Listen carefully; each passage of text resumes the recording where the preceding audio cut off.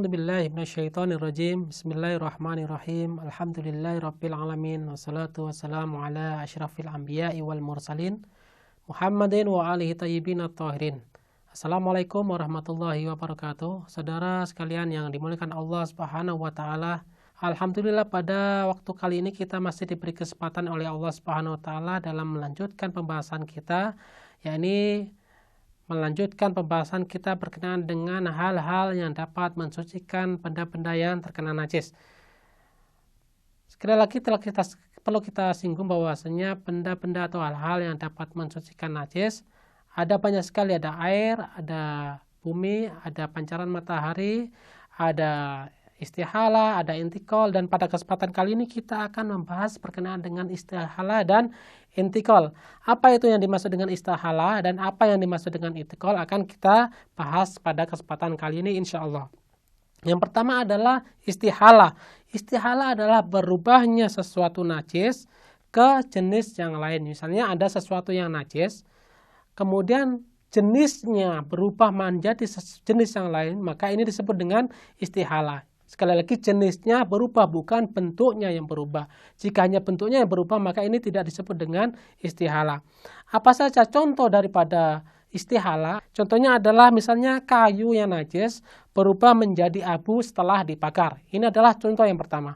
Adapun contoh yang lainnya adalah minuman keras yang berubah jenisnya menjadi cuka. Kita ketahui bahwasanya minum keras, segala jenis yang memabukkan dan cair itu hukumnya adalah najis dan haram dikonsumsi.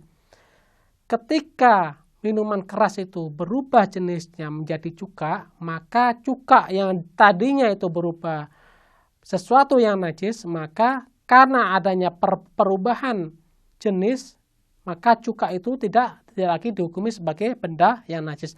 Atau contoh lain misalnya bangkai, di mana kita ketahui bahwasanya bangkai merupakan salah satu benda yang najis. Di mana ketika bangkai berubah menjadi tanah, di mana antara bangkai dan tanah jenisnya adalah berbeda.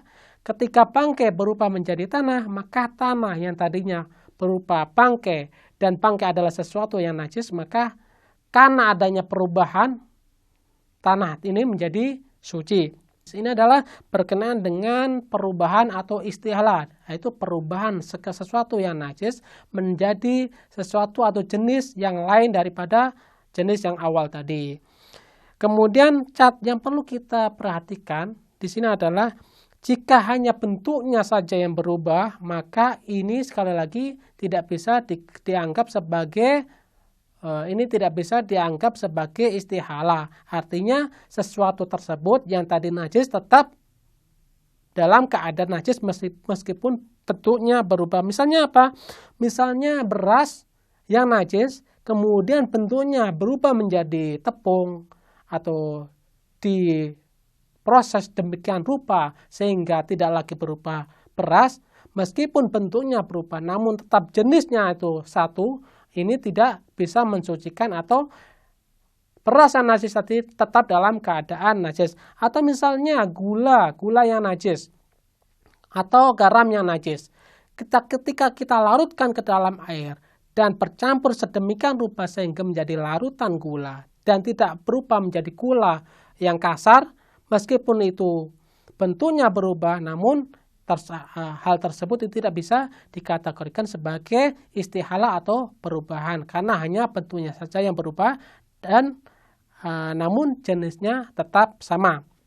Ini adalah berkenaan dengan pembahasan istihala, di mana istilah merupakan salah satu cara untuk mensucikan sesuatu yang najis.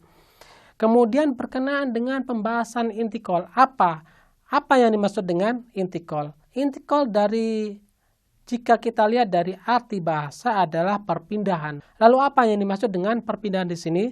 Contohnya adalah perpindahan darah, di mana kita ketahui bahwasanya darah merupakan salah satu benda yang najis dan haram dikonsumsi. Yang dimaksud darah di sini adalah darah manusia dan darah binatang yang memiliki darah yang memancar. Ketika darah manusia atau darah binatang tersebut itu berpindah ke serangga misalnya, bila darah tersebut itu sudah dianggap sebagai berpindah menjadi darah serangga atau nyamuk, maka ini dihukumi sebagai perpindahan atau intikal, di mana darah yang tadinya najis karena telah berpindah ke tubuh serangga atau nyamuk dan dianggap sebagai darah binatang itu, maka darah tersebut tidak lagi dihukumi sebagai darah yang najis. Inilah berkenaan dengan istihalah atau perubahan dan berkenaan dengan intikal atau perpindahan, di mana istihalah dan intikal merupakan salah satu proses untuk mensucikan hal-hal atau sesuatu yang dihukumi najis dalam syariat Islam. Insya Allah pada kesempatan berikutnya akan kita lanjutkan pembahasan kita. Wabillahi taufiq wal hidayah. Wassalamualaikum warahmatullahi wabarakatuh.